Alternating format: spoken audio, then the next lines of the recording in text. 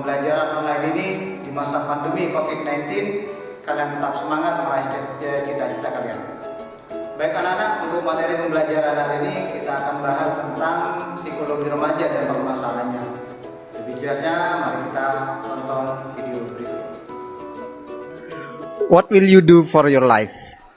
Tidur untuk melanjutkan mimpi atau bangun untuk mewujudkan mimpi? Psikologi remaja dan permasalahannya kita klasifikasikan menjadi dua hal. Pertama, definisi psikologi remaja, dan kedua yaitu permasalahan remaja.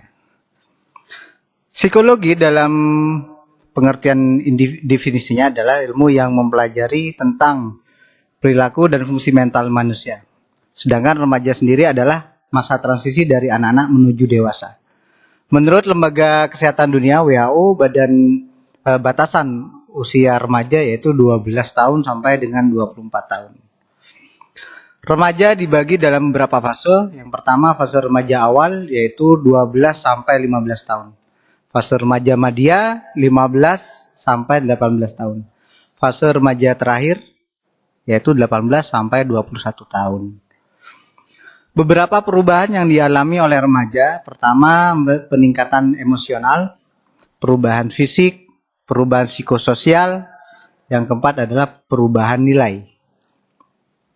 Beberapa perkembangan yang dialami oleh remaja, yang pertama perkembangan fisik, kedua perkembangan kognitif, perkembangan emosi, perkembangan moral, perkembangan sosial, dan perkembangan kepribadian. Perkembangan fisik remaja, seks primernya adalah kematangan organ seksual.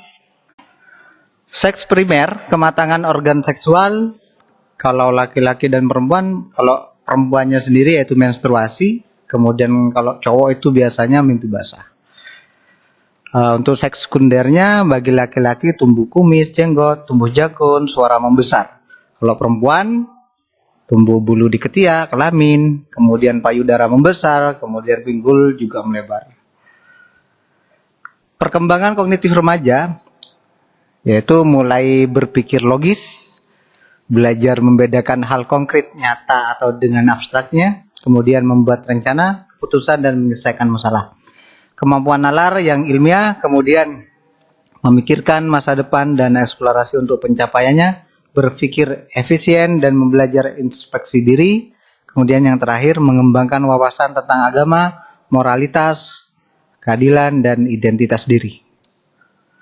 Perkembangan emosi remaja, agresif, yaitu munculnya perasaan melawan, keras kepala, berkelahi, suka mengganggu, dan lain-lain. Kemudian yang kedua, lari dari kenyataan atau regresif. Ciri-cirinya melamun, pendiam, menyendiri, dan penggunaan narkoba. Perkembangan moral remaja bisa dilihat dari perasaan ingin diterima, ingin dihargai, kemudian ingin dinilai positif oleh orang lain. Perkembangan sosial remaja meliputi mereka mulai memiliki kemampuan memahami orang lain atau social cognition, kemudian menjalin persahabatan, memilih teman yang berkualitas sama dengan psikologinya, seperti sama punya hobi yang sama, minat yang sama, juga nilai kepribadiannya.